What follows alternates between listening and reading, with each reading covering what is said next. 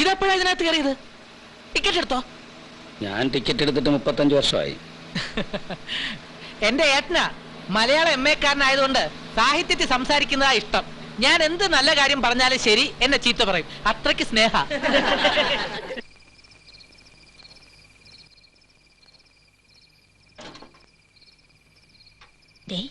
സുധാകരൻ തൂത്തുക്കുടിന്ന് വന്നിട്ടുണ്ട്. ഓ വന്നോ? ഇനി എന്താ ഏതാന്നൊന്നും ചോദിച്ച് അവനെ വിഷമിപ്പിക്കണ്ട. എന്താ ഒരു മുൻകൂർ ജാമ്യം? ഓ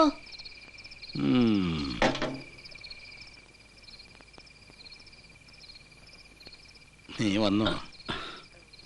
എന്നാലും ഇതെന്തൊരു പോക്കാടാ സുധാകര നീ പോയത്. എടാ ഈ തൂത്തുക്കുടി എന്ന് പറഞ്ഞ അന്റാർട്ടിക്കയിലൊന്നും അല്ലല്ലോ, ഒരു കത്തയച്ചൂടെ? അച്ഛാ അത് 11 ഇല്ലന്റുമായിട്ടാണ് ഞാൻ ഇവിടുന്ന് പോയത്. പക്ഷെ എഴുതാൻ സമയം കിട്ടണ്ടേ?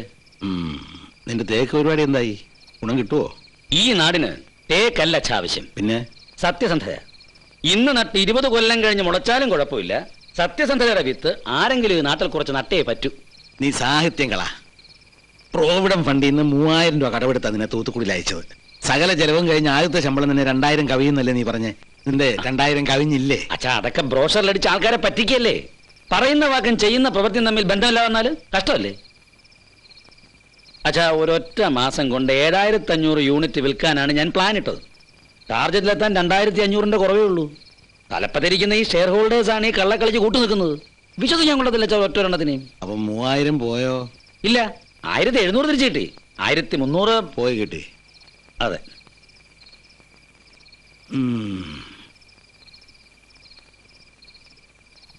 എന്താ സംഭവിച്ചത്?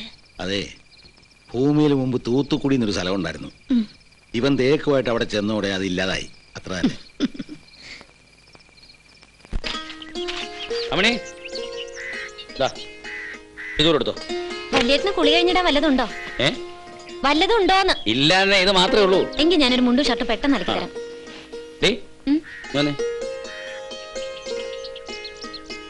എന്തുവാടി ഈ കമ്മലിന് മീത് വേറൊരു ഫിറ്റിങ്? ഏട്ടൻ ഈ ലോകത്തൊന്നും അല്ലേ ജീവിക്കുന്നേ? ഇപ്പൊ എല്ലാരും ഇങ്ങനെയാ. ഓ നീ ടൈപ്പിന് ചേർന്നോ? ഏയ്, MA കാർക്കും BCom കാർക്കും ജോലി കിട്ടാതെ നടക്കുമ്പോഴാ ടൈപ്പ് റൈറ്റിംഗ് പഠിച്ചിട്ട് എനിക്ക്. എടി ഈ പെമ്പിള്ളേരെ ടൈപ്പ് പഠിക്കാൻ പോകുന്ന എന്തിനാ? 10ാം ക്ലാസ് ജയിച്ചാലും തോറ്റാലും ഇനിയൊരുത്തിന്റെ പെടലേക്ക് കെട്ടിവെക്കുന്നത് പോയിരിക്കാൻ പറ്റിയ ഒരു സ്ഥലം. അതിനപ്പുറം നീ ഒന്നും മനസ്സിൽ അവനെ കാണണ്ട. എനിക്ക് ഇവിടെ ഉള്ള സ്ഥലമൊക്കെ മതി. ഓ ഇതെന്തിനാ ഈ പേഴ്സ്? അലക്കാനാ? ആ അലക്കാരും വലിയ കുഴപ്പമൊന്നുമില്ല. ആകപ്പാടെ 5 10 കാണൂ. 5 10 മാത്രല്ല, ഇതിന്റെ അകത്തൊരു മുഖവും കാണുന്നുണ്ട്. വല്യേട്ടൻ ഇപ്പോഴും ഈ ഫോട്ടോ പേഴ്സിൽ കണ്ടിട്ട് സത്യം പറ, ഈ ചേച്ചി ഇപ്പൊ എവിടെയാ? ഏത് ചേച്ചി? സീതാലക്ഷ്മി ചേച്ചി. ഈ കുട്ടി കല്യാണം കഴിച്ച ഹൈദരാബാദിൽ പോയിട്ട് വർഷങ്ങൾ കുറെ ആയെന്ന. ഇത് കല്യാണത്തിന് മുമ്പ് നീ ഇതിങ്ങനെ ഇതിന്റെ ഉള്ളിൽ കിടക്കുന്നോണ്ടാ വല്യേട്ടൻ കല്യാണം കഴിക്കാത്ത. ഓ അഞ്ഞോട്ട് അകത്തേക്ക് കഴിക്കാൻ ഒരു വഴിയും കാണാതിരിക്കുമ്പോഴാ കല്യാണം. ഇത്തിരി വൈകി പോയി അച്ഛട്ടാ, ഞാൻ ഉപ്പിട്ടിട്ട് വേഗം വരാം. പോയിട്ട് കാര്യമില്ല. എന്താ? ലീവിൽ പോയ ഭരതൻ ഇന്ന് ഡ്യൂട്ടിക്ക് വന്നു. തന്റെ റൂട്ട് മുതലാളി മാറ്റി. അയ്യോ, അപ്പൊ എന്റെ സന്ധ്യ? അതൊന്നും പറഞ്ഞിട്ട് കാര്യമില്ലടൂ. താൻ പോയ ബസ്സിലെ കണ്ടക്ടർ ഭരതൻ ഇന്ന് ലീവ് കഴിഞ്ഞു വന്നു. നീ തൽക്കാലം 33 പൈലറ്റിൽ പോ. അതിലെ കണ്ടക്ടർ ഇന്നും നാളെ ലീവാ. ഭരതനെ 33 18 മാറ്റിയിട്ട് എനിക്ക് പഴയ റൂട്ട് തന്നെ തന്നൂടെ മുതലാളി? ആ റൂട്ട് എനിക്കിപ്പോ കാണാപ്പാടാ. അത് പറ്റില്ല. തനിക്ക് ഞാൻ പറയുന്ന റൂട്ടേ പോകാൻ പറ്റുമോ? പറ്റില്ല. എന്നാ തനിക്കുള്ള പണിയില്ല, പോ.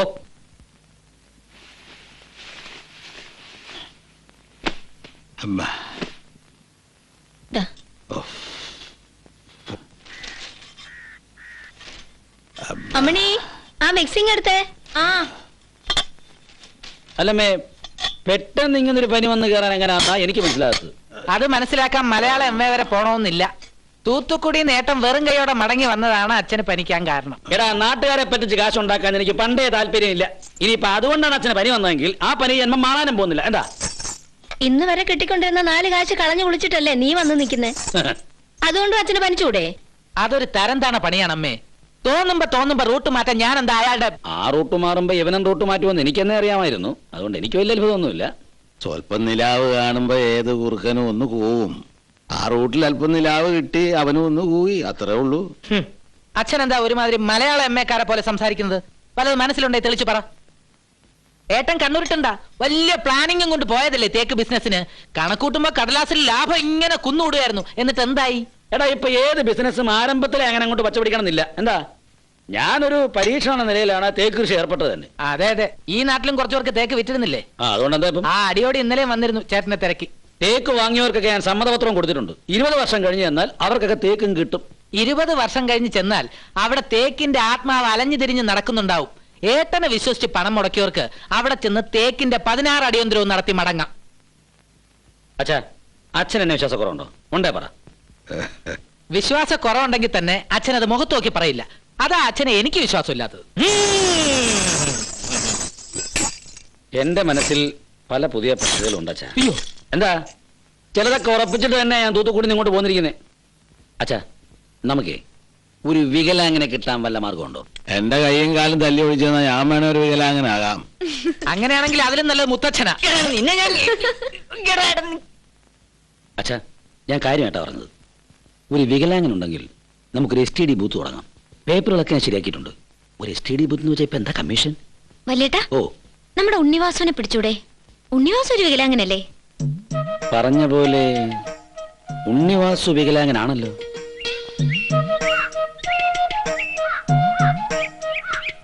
ഉണ്ണിവാസു, സുധാകരനോ വന്നു? ഞാൻ അറിഞ്ഞു.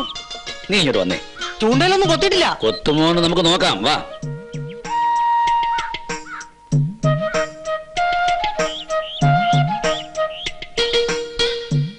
എന്താ സുധാകരേട്ടാ? നീ മതി. ഏട്ടൻ STD ബൂത്തിന് തറക്കല്ലിട്ടു അല്ലേ? തറക്കല്ലോ? ചേച്ചി പറയുന്ന ഉണ്ണിവാസുവിനെ കിട്ടിയ കാര്യം അമ്മേ. ഓ, അതാണോ? വിചാരിക്കുന്ന ഏത് കാര്യം നടത്താനും ഇവിടെ ഓരോരുത്തർക്കും നല്ല സാമർഥ്യ. അവരുടെ ഏത് ആഗ്രഹത്തിനും അച്ഛനും അമ്മയും കൂട്ടി നിൽക്കുകയും ചെയ്യും. എന്റെ കാര്യം വരുമ്പോ മാത്രം ആർക്കും ചെവി കേൾക്കൂല. നിന്റെ ഏത് കാര്യത്തിനാ ഇവിടെ ചെവി കേൾക്കാതിരുന്നിട്ടുള്ളത്? എനിക്കൊരു സിന്ധി പശുവിനെ വാങ്ങിച്ചു തരാമെന്ന് പറഞ്ഞിട്ട് നാളെ എത്രയായി? ചേട്ടന്റെ കായക്കച്ചവടം വന്ന് ആഴ്ചയിൽ 3 ദിവസമായി. പിടിച്ചു കെട്ടാൻ ഒരു പശു ഉണ്ടെങ്കിൽ ഞങ്ങൾ എങ്ങനെയെങ്കിലും പിടിച്ചു നിന്നോളാം. അച്ഛനോട് പറഞ്ഞ് അമ്മ ഒരു 5000 രൂപ വാങ്ങിത്താ. പശുവിനെ വാങ്ങി ഞാനിത് ശ്രീധനത്തിന്റെ കണക്കിൽ ചേർത്തോളാം. പശുവിനെ വാങ്ങണമെന്ന് പറഞ്ഞു തന്നെയല്ലേ കഴിഞ്ഞ വരവിലും ചേച്ചി കാശ് വാങ്ങിപ്പോയത്? ആ കാശ് കൊണ്ട് പണയം വെച്ച ആഭരണങ്ങൾ തിരിച്ചെടുക്കാന്ന് എന്റെ ഭർത്താവ് പറഞ്ഞാ എനിക്ക് വേണ്ടെന്ന് പറയാൻ പറ്റുമോ? ഓരോ തവണ ചേച്ചി ഇവിടെ വന്നു പോകുമ്പോഴും കിട്ടാവുന്നതൊക്കെ കൊണ്ടുപോകാറില്ലേ? ഇനിയെങ്കിലും അതൊക്കെ ഒന്ന് നിർത്ത്. നമ്മളോടൊക്കെയുള്ള സ്നേഹം കൊണ്ട് അച്ഛനൊന്നും പറയാത്തത്. മുളക് വാരി മോത്തിരിക്കും ഞാൻ എപ്പോഴാടി അച്ഛനെ ബുദ്ധിമുട്ടിച്ചത്? ഞാൻ ഇവിടുന്ന് എന്തെങ്കിലും കൊണ്ടുപോകാറുണ്ടെങ്കിലേ അതെനിക്കും കൂടി അർഹതപ്പെട്ടത് തന്നെയാ. ഒരു കല്യാണവും കഴിച്ച് ഒരുത്തിനോട് പൊറുക്കുമ്പോഴേ നിനക്ക് അതിന്റെ വിഷമം മനസ്സിലാവും. മിന്നു കഴുത്ത വീണതുകൊണ്ടായില്ല മോളെ. ഒരു ഭാര്യയാവാനേ ഒരുപാട് സർക്കസ് കളിക്കണം. ഈ പശു ഒരു സർക്കസ് ആണെന്ന് കരുതിയാ മതി. കഥ ഒന്ന് നിർത്ത്. അച്ഛൻ വരുമ്പോ നിന്റെ കാര്യം ഞാൻ പറഞ്ഞോളാം. ആരാ തേങ്ങ ഇടുന്നേ? നീ എന്തുവാടായി കാണിക്കുന്നേ? എനിക്ക് തിരുവനന്തപുരം വരെ പോകാൻ ഇത്തിരി കാശ് വേണം. അച്ഛൻ്റെ അടുത്ത് ചോദിച്ചാൽ തരില്ല. അതുകൊണ്ട് പ്രകൃതിയിൽ നിന്ന് എടുത്തു. ഇതെടുത്താ നീ വിവരം അറിയും. തേങ്ങാക്കാരന്റെ കയ്യിൽ നിന്ന് അടുത്ത വെട്ടിനുള്ള പണം കൂടി മുൻകൂർ വാങ്ങിച്ചിട്ടാ കഴിഞ്ഞ മാസം അച്ഛൻ നിങ്ങൾക്ക് ചോറ് തന്നത്. ഇതിൽ നിന്ന് ഒരൊറ്റ തേങ്ങ എടുക്കാൻ ഞാൻ സമ്മതിക്കില്ല. എനിക്കൊരു അത്യാവശ്യ കാര്യത്തിനാ. ഒരത്യാവശ്യം എനിക്ക് കേൾക്കണ്ട. കുറെ ദിവസം കണ്ടക്ടറായിട്ട് നടന്നിട്ടേ പാന്റും ഷർട്ടും കൂളിംഗ് ഗ്ലാസും വാങ്ങിച്ചതല്ലാണ്ട് വീട്ടു ചെലവിന് നീ എന്തെങ്കിലും തന്നോ? എനിക്കും ആവശ്യങ്ങളില്ലേ അമ്മേ? ആവശ്യത്തിനെ സ്വന്തമായിട്ട് സമ്പാദിക്കണം. ഞാൻ എന്ത് ചെയ്യണം? കക്കാൻ പോണോ? കട്ടിട്ടോ പിടിച്ചു പറിച്ചിട്ടോ എങ്ങനെയായിരുന്നാലും എനിക്ക് വിരോധമില്ല. ഈ തേങ്ങയിൽ നിന്ന് ഒരൊറ്റ എണ്ണം എടുത്ത് പോരുത്. ആഹാ, അപ്പൊ എന്റെ കാശ്? ഇനി നിന്റെ കാശ്.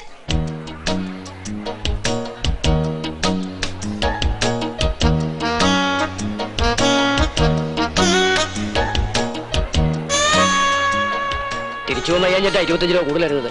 50 രൂപ കയറ്റിയാലും വാങ്ങാൻ ആളുണ്ട്. സൂപ്പർ സ്റ്റാറിന്റെ പടവാ. പോരാത്തിന് 7 ഇടിയും. വേഗം ചെല്ല്. സീറ്റ് നമ്പർ ഒന്നുമില്ല. ടിക്കറ്റ് ഉണ്ടോ? ഞങ്ങൾ 4 പേരുണ്ട്. 4 ഉണ്ട്, പക്ഷെ 100 രൂപയാവും. എത്രയായാലും വാ. ബ്ലാക്കിലേ ഉള്ളൂ. 4 എണ്ണത്തിന് 100 രൂപ. സാരില്ല.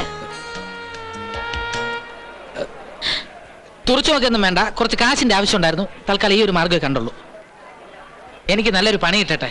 നിനക്കും നിന്റെ കൂട്ടുകാരികൾക്കും എന്റെ ചെലവിൽ ഒരു മാറ്റിനി കാണിച്ചു തരാം. എവള് കൂടിയുള്ളതുകൊണ്ട് 100 വേണ്ട, 50 മതി.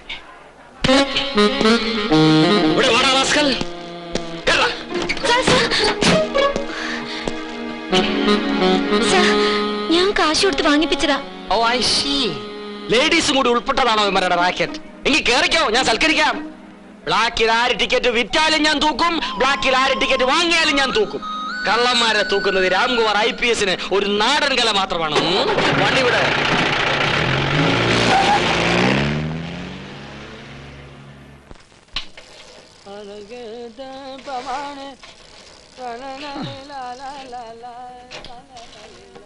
ഓരോ പുലിവാലേ. തുടക്കത്തിൽ തന്നെ പോലീസ് പിടിച്ചത് നന്നായി, ഇല്ലെങ്കിൽ നാളെ അവൻ വല്ല ബാങ്കും കൊള്ളടിച്ചാനെ. അതെ, നമ്മൾ തന്നെ അങ്ങോട്ട് ചെന്നിട്ട് കാര്യമുണ്ടോ? ഒരു വക്കീലിനെ കൊണ്ടുവരല്ലേ നല്ലത്. ഇപ്പൊ തൽക്കാലം ഞാൻ തന്നെ വക്കീലാവാ. എന്നാ ഇരിക്കും. ഉണ്ട്, ആണുങ്ങളായ ഒരു ധൈര്യം വേണം. വാടോ.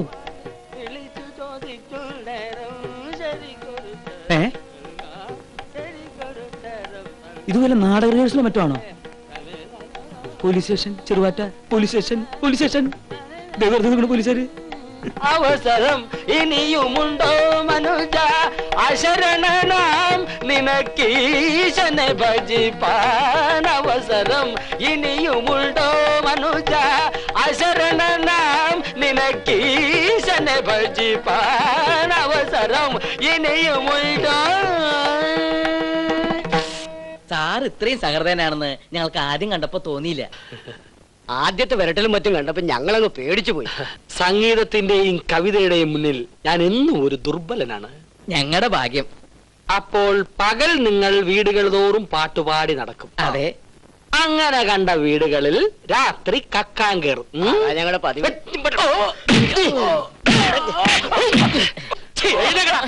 കളവിന് സംഗീതത്തെ കൂട്ടുപിടിക്കണ്ട കള്ള റാസ്കൽസ്. നിന്നെയൊക്കെ ഒതുക്കാനാണ് ഞാൻ ഈ കാക്കി കുപ്പായിട്ടിരിക്കുന്നത്. എടാ കിടിപിടികളെല്ലാം ഓയാ മുറിച്ചെന്ന് ഒറ്റക്കാലം നിൽക്കടാ. ഹാർമോണിയം തൊഴുതു നിൽക്കാൻ ഞാൻ വെളിച്ചപ്പാടൊന്നും അല്ല. കേറി വാ.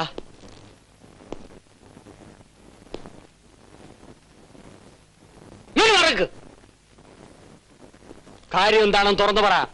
കളവോ കൊലപാതകമോ? ഞാൻ കുറുപ്പ്, ഇത് അടിയോടി. അത് രണ്ടും ഒരു കുറ്റമല്ല സാർ. അതെന്റെ അച്ഛനാ. ഓ, ബ്ലാക്ക് മാർക്കറ്റ്. അച്ഛൻ മോന്റെ കളക്ഷൻ നോക്കി വന്നായിരിക്കും അല്ലേ? അല്ല, അവനൊരു വൃത്തികേട് കാണിച്ചതിന്റെ അകത്താണെന്ന് അറിഞ്ഞു. ഇപ്പൊ സാറ് മാന്യനായ ഒരു ഇൻസ്പെക്ടർ ആയതുകൊണ്ട് ഇവിടെ വരെ വന്ന് വിവരറിയാന്ന് വെച്ചു. സോപ്പിട്ടോ, പക്ഷെ പതപ്പിക്കരുത്. അല്ല, കുറുപ്പും ഒരു മാന്യനാണ്.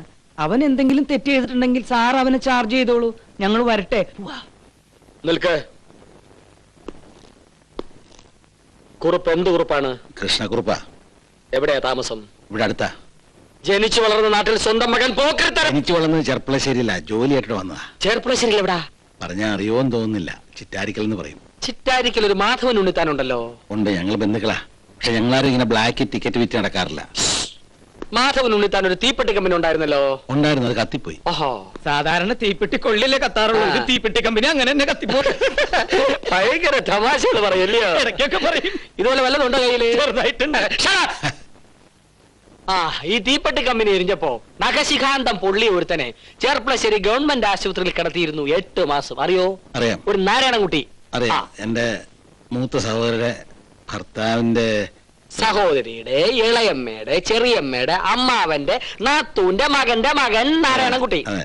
എന്റെ അച്ഛനാണ്. ഫാദർ. ചിറ്റമ്മ. മോനെ നമ്മുടെ ബന്ധുവാ. അതെയോ ചേട്ടാ? റാസ്കൽ. പോലീസ് സ്റ്റേഷനിലാണോ ബന്ധം?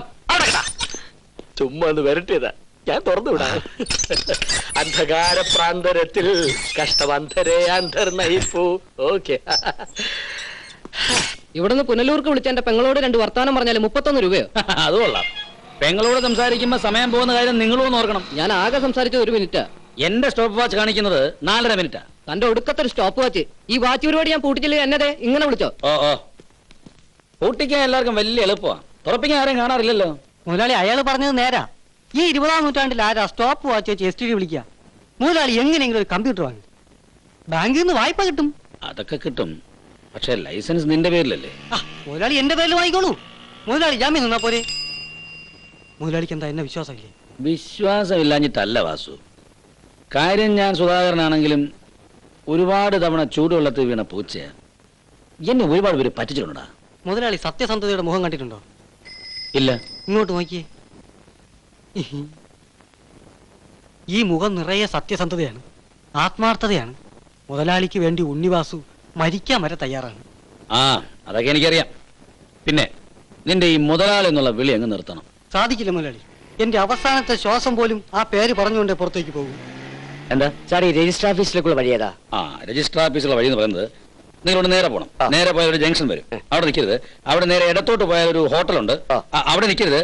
നിങ്ങൾ നേരെ പോവുക, അവിടെ ഒരു വർക്ക്ഷോപ്പ് കാണും. ചേട്ടൻ ഒരു കാര്യം ചെയ്യും. ഇവിടെ നിന്ന് നേരെ ചെല്ലുമ്പോ ഒരു ജംഗ്ഷൻ, അവിടെ നിന്ന് ഇടത്തോട്ട് തിരിഞ്ഞ് 1, 2, 3 4ാമത്തെ ബിൽഡിംഗ് രജിസ്റ്റർ ഓഫീസ്. ശരി. ഇതൊക്കെ ഇത്രയേ ഉള്ളൂ മുതലാളി. ആദ്യം ഒരു നേർവഴി, പിന്നെ ഒരു വളഞ്ഞ വഴി. ജീവിതം ക്ലീൻ. ബോണസ് വർധന നടപ്പിലാക്കുക. സേവന വേതന വ്യവസ്ഥകൾ മെച്ചപ്പെടുത്തുക. ഐക്യ സമര സമിതി സിന്ദാബാദ്. ബോണസ് വർധന നടപ്പിലാക്കുക. സേവന വേതന വ്യവസ്ഥകൾ മെച്ചപ്പെടുത്തുക. ഐക്യ സമര സമിതി സിന്ദാബാദ്.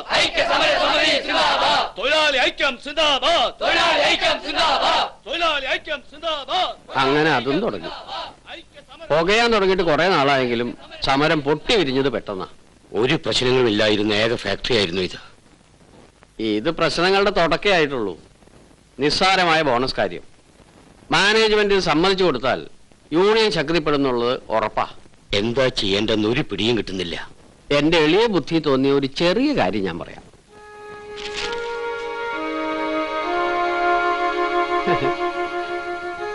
MD കുറുപ്പിനെ ഒന്ന് കാണണമെന്ന് പറയുന്നു. ചർച്ചയ്ക്കാണെങ്കിൽ എന്നെ മാത്രം കണ്ടുകൊണ്ട് കാര്യമല്ല, എക്സിക്യൂട്ടീവ് ഉള്ളവരെ മുഴുവൻ കാണണം. ചർച്ചയ്ക്കൊന്നും അല്ല ഇത്, വ്യക്തിപരമായ എന്തോ കാര്യം സംസാരിക്കാനാ. ചെന്ന് നോക്ക്, വിവരം എന്താണെന്നറിയാലോ. ആ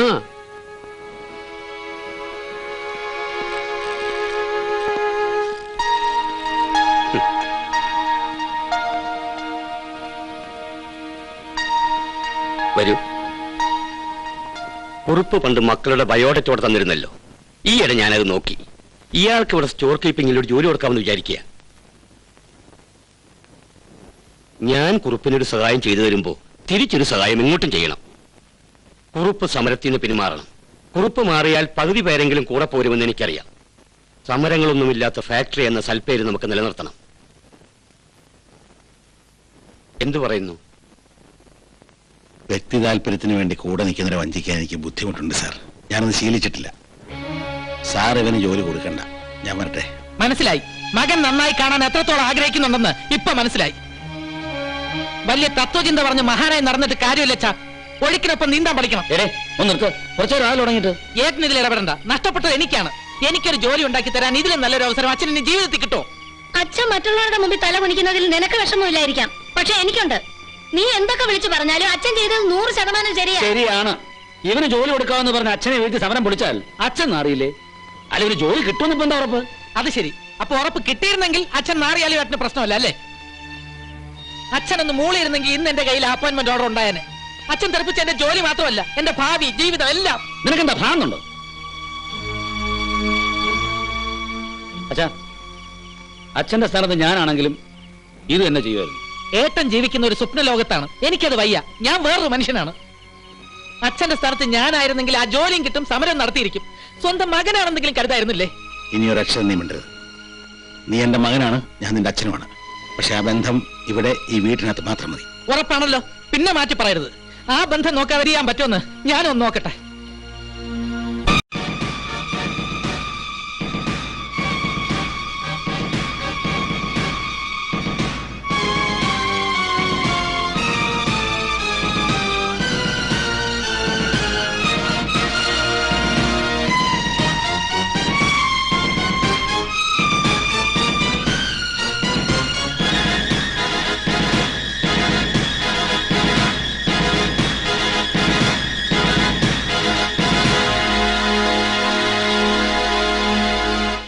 നീ തിരിച്ചു പോ. അച്ഛനും മകനും തമ്മിലുള്ള ബന്ധമൊക്കെ വീട്ടില്. പഠിച്ചിട്ടും തൊഴിൽ കിട്ടാത്തവരാ ഞങ്ങള്. മാനേജ്മെന്റ് പറയുന്ന ശമ്പളത്തിന് പണിയെടുക്കാൻ ഞങ്ങൾ തയ്യാറാ. വീട്ടിൽ പോടാ.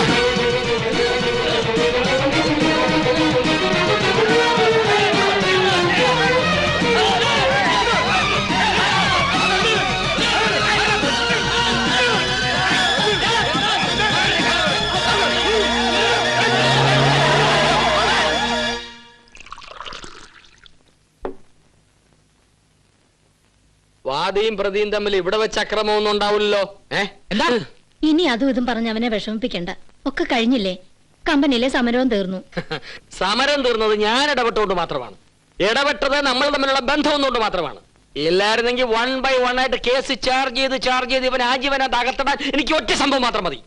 ആജീവനാന്തം ജയിലിൽ കിടക്കണമെങ്കിൽ അതിനേക്കാൾ എളുപ്പമുള്ള വഴി എനിക്കറിയാം. പറയൂ. ഒരാളെ കൊല്ലുക.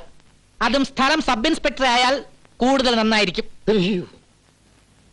ചിറ്റപ്പ എനിക്ക് പെട്ടെന്ന് കോടതി വരെ ഒന്ന് പോകണം. ഞാൻ പോയിട്ട് പിന്നെ വരാം. അമ്മണിയുടെ ഏതമ്മണി? ഇവിടെ പറഞ്ഞ. ഓഹോ, അവള് ഏതോ ടെസ്റ്റിന്റെ റിസൾട്ട് വാങ്ങിക്കാൻ പോയിരിക്കുക.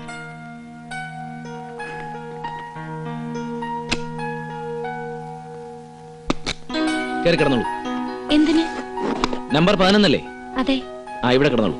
അതിന് ഞാൻ റിസൾട്ട്. അതെ, അതിനു മുമ്പ് ഇതിന്റെ പുറത്ത് കയറി കിടക്കണം. ആ മാല അഴിച്ചോളൂ.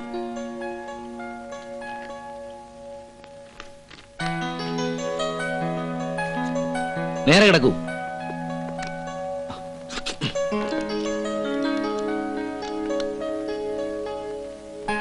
എന്താ പേടിയുണ്ടോ? കുറച്ച്. എന്തിന്? അച്ഛന്റെ എക്സ്റേയുടെ റിസൾട്ട് അറിയാൻ ഇവിടെ വന്നിങ്ങനെ കിടക്കണം എന്ന് അറിഞ്ഞിരുന്നെങ്കിൽ ഞാൻ വേറെ ആരെങ്കിലും വിട്ടേനെ. ആരുടെ എക്സ്റേ? അച്ഛന്റെ. ആ ചേട്ടൻ നാട്ട്. ഇത് കൗണ്ടർ നമ്പർ 2. ദേ കണ്ടില്ലേ, സെക്കൻഡ്. മുകളിലും താഴെ ഓരോ വരയുണ്ട്. എവിടെ? ആ തെളിഞ്ഞില്ലെന്നേ ഉള്ളൂ. ഇറങ്ങി